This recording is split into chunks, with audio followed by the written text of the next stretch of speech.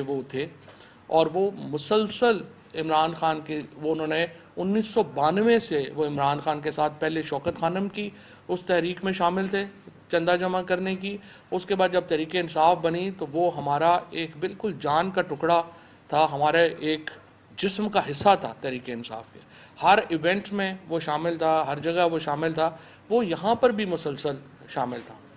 اس کو پہلے لاٹھیاں ماری جاتی ہیں, اس کے بعد اس کی ایک ویڈیو منظر عام پہ آتی ہے جس کو پنجاب حکومت کہتی ہے یہ پرانی ویڈیو ہے.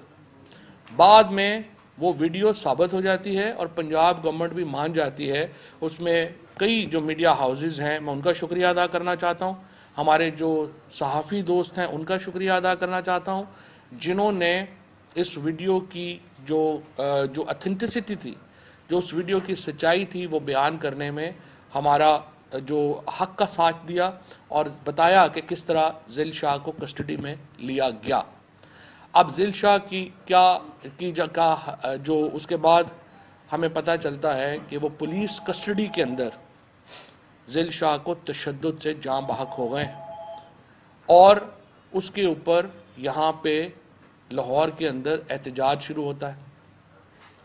اس کے بعد کیا ہوتا ہے؟ سب سے پہلا سٹیپ گورنمنٹ یہ کرتی ہے کہ یہ کہتی ہے کہ یہ قتل ہوا ہے اور یہ قتل عمران خان, فواد چودھری, فاروق حبیب, حماد اظہر اور دیگر لوگوں نے کروایا ہے.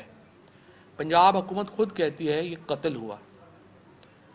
جب 12 گھنٹے گزرتے ہیں اور ان کو یہ احساس ہوتا ہے کہ یہ تو ہم نے بہت بڑی بونگی ماری ہے کہ ہم نے یہ قتل کر دیا ہے, تو پھر کیا ہوتا ہے کہ یہ فیصلہ کرتے ہیں کہ اس قتل کو اب حادثے کا رنگ دینا. کوئی تفتیش ابھی نہیں ہوئی, کوئی کچھ نہیں ہوا.